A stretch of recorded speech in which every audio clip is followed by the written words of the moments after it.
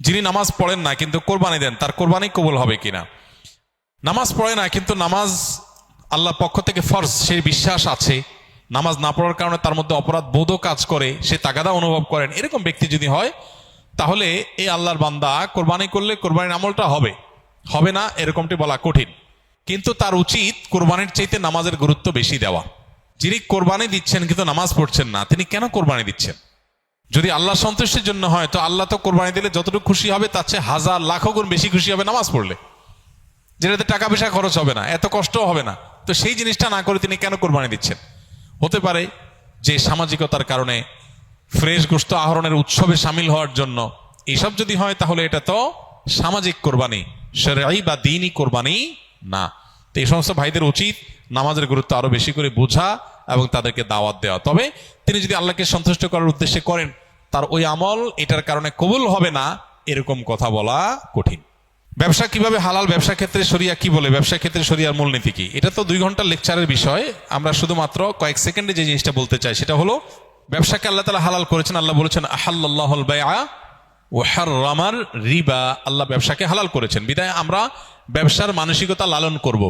বিশেষ করে আপনারা যারা এখানে স্কিলে ট্রেনিং এর জন্য এসেছেন, আমাদের চেষ্টা থাকতে হবে এন্টারপ্রেনার হওয়ার, উদ্যোক্তা হওয়ার, ব্যবসায়িক উদ্যোক্তা হওয়ার। স্বপ্ন দেখেন, চেষ্টা করেন, সাধনা করেন, আল্লাহর কাছে দোয়া করেন, দেখবেন আল্লাহ তাআলা বারাকা দিয়ে দিয়েছে। তো এই জন্য ব্যবসার মধ্যে বেশিরভাগ রিজিক আল্লাহ তাআলা রেখেছেন কিসের মধ্যে? ব্যবসার মধ্যে। এবং ব্যবসার মধ্যে বারাকা বেশি রয়েছে, এই জন্য ব্যবসার মানসিকতা থাকা উচিত। এর মানে এই না যে চাকরি করা জায়েজ নাই, চাকরি করা জায়েজ আছে। নবী আলাইহিস সালাম নিজে অন্যের অধীনে কাজ করেছেন, সেটা এক প্রকারের চাকরি। কিন্তু আবার একই সাথে তিনি বাজারে গিয়ে ব্যবসা করেছেন এবং সেটাই ছিল তার মূল এবং প্রধান জীবিকা নির্বাহের মাধ্যম। এজন্য ওইদিকে আমাদের অগ্রসর হওয়া উচিত। ব্যবসা ক্ষেত্রে বেশ কয়েকটা মূলনীতি লক্ষ্য রাখতে হয়। সবচেয়ে বড় জিনিস হলো যে হারাম জিনিসে ব্যবসা করা হারাম। যে জিনিস হারাম সেটা ব্যবসা করাও কি? যেটা আমার জন্য খাওয়া জায়েজ না সেটা আরেকজনের কাছে বেচাও জায়েজ না। এটা হলো একটা কমন মূলনীতি। দ্বিতীয়ত হলো ব্যবসা করার ক্ষেত্রে নবী আলাইহিস সালাম বলেছেন সামহান ইযা রাহিমাল্লাহু ইমরাআন সামহান ইযা বা সামহান ইযা ইশতারা। আল্লাহ ওই ব্যক্তির প্রতি রহম করেন যে ব্যক্তি বেচুক কিংবা কিনুক সবসময় সে দয়া পরবশ থাকে, অন্যের অধিকারের ব্যাপারে সচেতন, সব মিলিয়ে তার ভিতরে স্যাক্রিফাইসের মানসিকতা, তার ভিতরে ছাড় দেওয়ার মানসিকতা, আন্তরিকতাপূর্ণ মানসিকতা থাকে। শুধু ঠকানো না, একজন প্রতিষ্ঠিত ব্যবসায়ী, বাংলাদেশের প্রথম সারির টপ 10 or 15 সফল ব্যবসায়ীদের মধ্যে একজন হবেন। ওই লোকটার নাম আর বললাম না। ওনার বিষয়ে এক ভদ্রলোক আমাকে বলতেছিলেন যে আমার ওনার সাথে একটা মিটিং ছিল, তো প্রসঙ্গত উনি বললেন যে ভাই, ব্যবসার বহু সংজ্ঞা তো বই পুস্তকে পড়েছেন, আমি ব্যবসায়ীর ছেলে এবং প্রতিষ্ঠিত ব্যবসায়ী হিসাবে আপনাকে আজকে নতুন একটা সংজ্ঞা বলে যাই। সেটা কি? বললেন যে ব্যবসা হলো সেটা যেটাতে আপনার ক্লায়েন্টও লাভবান হবে, আপনিও লাভবান হবেন। এই চিন্তা যদি করেন তাহলে তার নাম ব্যবসা। আর যদি মনে হয় যে আমি কিভাবে লাভবান হবে সেই চিন্তা করি, ক্লায়েন্ট মরে মরুক, ধ্বংস হয় হোক, তাতে আমার দেখার দরকার নেই, তো এটা ব্যবসা না, এটার নাম ডাকাতি।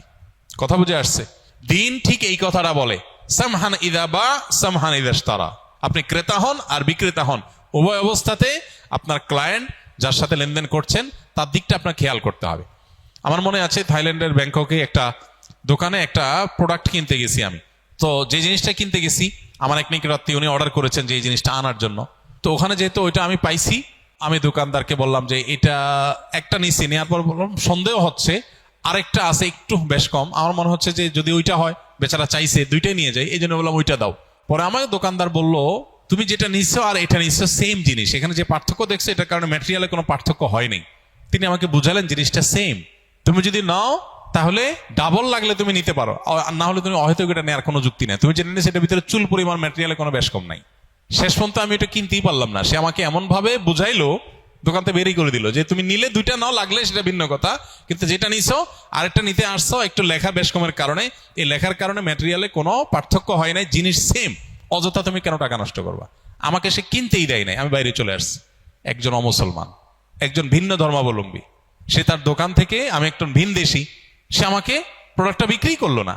দিন যে জিনিসটাকে বলে দুর্ভাগ্যজনক বাস্তবতা আমাদের মুসলমানদের থেকে আজকে চলে গেছে, সেটা আমরা মুখে মুখে বলি, আমলে নেই। তো আপনারা ইনশাআল্লাহ কর্মক্ষেত্রে বিভিন্ন ক্ষেত্রে উদ্যোক্তা হয়ে উঠবেন। না খেয়ে থাকলেন, টাকা কম কামাই করলেন, উপার্জন কম হলো, কিন্তু কখনো কোনো মানুষের ক্ষতি যেন আমার দ্বারায় না হয়। আল্লাহ আমাদেরকে সেটা করার তৌফিক দান করুন। তো ব্যবসার মূলনীতিগুলো বোঝার জন্য ব্যবসা শুরু করার আগে ব্যবসা সংক্রান্ত বিধিবিধানগুলো আলাদা জেনে নিতে হবে, আলাদা কোর্স করে নিতে হবে। কি কি আমল করলে আল্লাহর খুব নিকটে যাওয়া যাবে, কোন আমল করলে আল্লাহ খুব খুশি হবেন?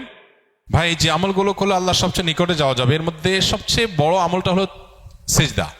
নবী আলাইহিস সালাম বলেছেন, আকরাবু মা ইয়াকুনুল আবদু মির রাব্বিহি ওয়া সাজিদ, বান্দা আল্লাহর সবচেয়ে নিকটে যেতে পারে সিজদারত অবস্থায়। এই জন্য সিজদার আমলটা আমাদের বেশি থেকে বেশি করা উচিত। সিজদার মাধ্যমে আল্লাহর সবচেয়ে কাছাকাছি যাওয়া যাবে। আপনি যদি চান আল্লাহর খুব কাছে গিয়ে কিছু বলতে, তাহলে সিজদা দিয়ে আল্লাহর কাছে দোয়া করেন, বিশেষ করে নফল নামাজে। এটা হলো আল্লাহর সবচেয়ে কাছে যাওয়ার সবচেয়ে বড় মাধ্যম। আর কোন আমল করলে আল্লাহ খুব বেশি খুশি হন বা সবচেয়ে বেশি খুশি হন, এটা আসলে আপেক্ষিক। নবী করিম সাল্লাল্লাহু আলাইহি সাল্লামকে একই প্রশ্ন করা হলে তিনি কাউকে বলেছেন আউয়াল ওয়াক্তে নামাজ পড়া, কাউকে বলেছেন যে আমল নিয়মিত করা হয় সেটা সবচেয়ে আল্লাহর প্রিয় আমল। তো এটা আপেক্ষিক। কারোর যদি কোনো আমলের অভাব থাকে, ত্রুটি থাকে, তার ওই ত্রুটিটা পূরণ করাটাই আল্লাহর কাছে প্রিয়। কারণ নামাজটা মাশাআল্লাহ শুরু ওয়াক্তে পড়েন উনি, কিন্তু আমলের কোনো কন্টিনিউশন নাই, তাহলে সে ব্যক্তি কন্টিনিউয়াসলি কোনো আমল করবে, এটা তার কাছে তার জন্য বেশি গুরুত্বপূর্ণ। আল্লাহ এতে বেশি খুশি হবেন। কারোর হয়তো মাশাআল্লাহ নামাজ ভালো আছে, এটা ভালো আছে, কিন্তু সালাম দেওয়ার অভ্যাস নাই, তো সেই সালামের অভ্যাসটা বেশি করবে। আর এর বাইরে আল্লাহর পছন্দনীয় কাজের তালিকা, এটা নিয়ে আমাদের একটা ভিডিও আছে ইউটিউবে, সেটা দেখতে পারেন। সেখানে আমরা কোরআনে এবং হাদিসে ইন্নাল্লাহা ইউহিব্বু বলে যে সমস্ত, এই শিরোনামে যে সমস্ত আমলের কথা বলা আছে, আল্লাহ তাআলা অমুককে পছন্দ করেন, অমুক কাজ পছন্দ করেন, এই তালিকাটাকে নিয়ে আমরা একটা বক্তব্য দিয়েছি, সেটা ইউটিউবে আছে। সেটা ফলো করলে, অনুসরণ করলে আল্লাহর ভালোবাসা আর আল্লাহর পছন্দের আমলগুলোর তালিকা আপনি জানতে পারবেন।